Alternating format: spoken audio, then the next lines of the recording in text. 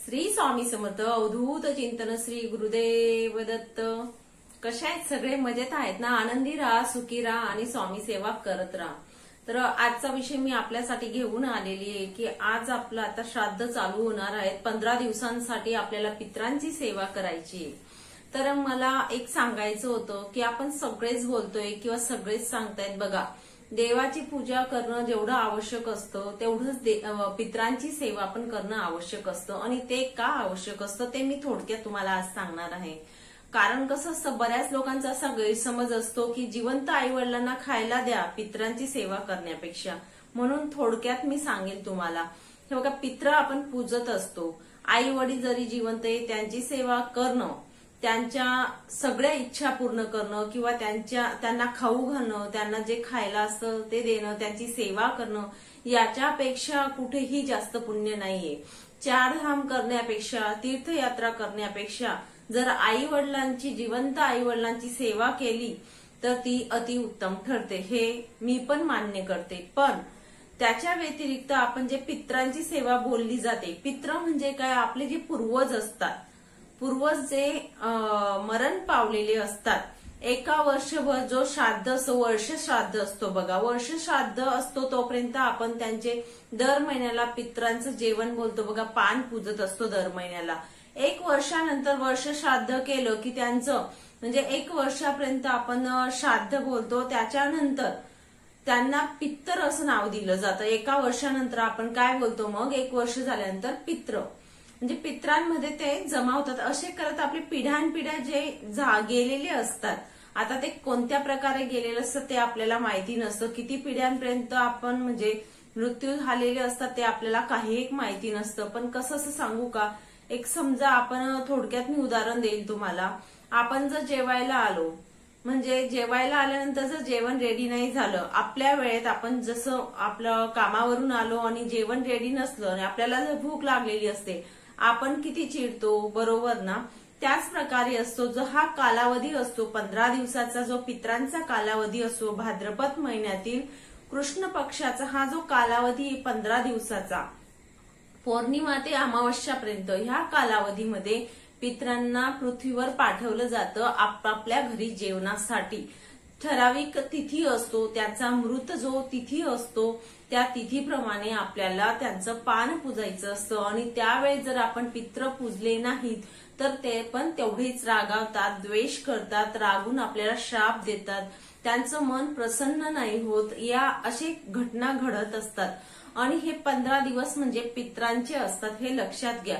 जसं समजा आपलं गणपती बाप्पाचे 10 दिवस होते, आपले आता नवरात्रीचे 9 दिवस आपले दुर्गा मातेचे असतात। त्याच्यानंतर तुम्हाला सांगेल षड्रात्र असते, ती खंडोबा महाराजांची आपण षड्रात्र करतो, 6 रात्रीचा उत्सव करत असतो। त्या प्रकारेच हा पण एक कालावधी असतो पितरांचा, 15 दिवसाचा कालावधी असतो।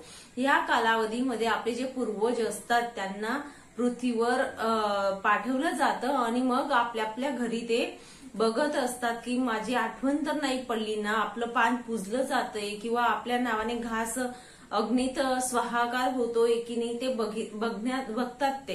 ते फक्त वासाचे भुकेले असतात, बाकी काही नसतं। त्यांना खातात का? ते नाही खात, तर आपणच खाणार आहे जेवण जे पण बनवणार असतो। पण कसं असतं, त्यांचं नाव घेऊन आपण जो अग्नीमध्ये आगारी बोलतात जी टाकली जाते, ते पितरांचं नाव म्हणून आपण सेवा करत असतो त्या गोष्टीची, हे लक्षात घ्या।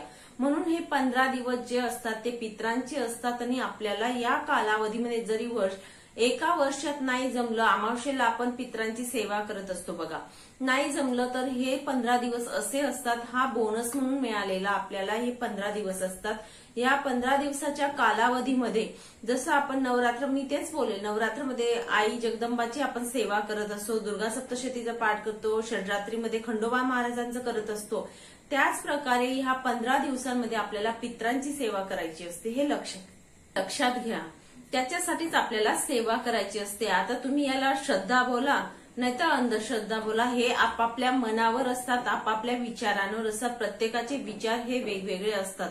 आता आम्ही लहानपणापासूनच आपण बघत आलेलो आहे, आपली आई जेव्हा हे असं श्राद्ध वगैरे करायचे, सासरी पण मी बघत आलेली, आईकडे पण बघत आलेली, आई नेहमी बनवायची। आपण तेव्हा विचारायचो, आई मला सहजच उत्तर द्यायची की आज आजोबा येणार आहेत जेवायला घरी, आजी येणार आहेत जेवायला घरी, म्हणजे हे चालत आलेलं आहे आणि हे परंपरागत आपल्या घरी होत आलेलं आहे, हे लक्षात घ्या.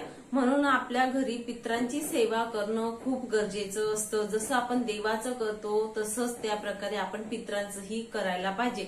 नाही केलं तर त्यांचा कोप होतो, ते रागावतात आणि देवांकडून त्यांना एक वरदान मिळालेलं असतं पितरांना की आपण म्हणजे कारण ते मृत असतात, ते मृत्यू पावलेले आहेत म्हणून त्यांना एक वरदान देण्यात आलेले. त्यांची जर शांती केली नाही तर ते कोणालाही सुख लागू देत नाही. कितीही देवदेव करा, मग तुम्ही कितीही देवपूजा करा, कुठलीही पूजा करा, फक्त पितरांचं जर तुम्ही केलं नाही तर आपल्याला सुख लागणार नाही, हे लक्षात घ्या.